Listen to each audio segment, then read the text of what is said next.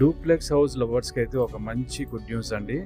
మీరు చూస్తున్న ఈ ఇండిపెండెంట్ హౌస్ అయితే మన నెల్లూరు ధనలక్ష్మీపురంకి చాలా దగ్గరలోనే వస్తుందండి. మెయిన్ రోడ్కి కూడా చాలా యాక్సెసిబుల్లో ఉంటుంది. 3 BHK ఇండిపెండెంట్ డూప్లెక్స్ హౌస్ అండి. ఈ హౌస్ వెస్ట్ ఫేసింగ్లో అయితే ఉందండి.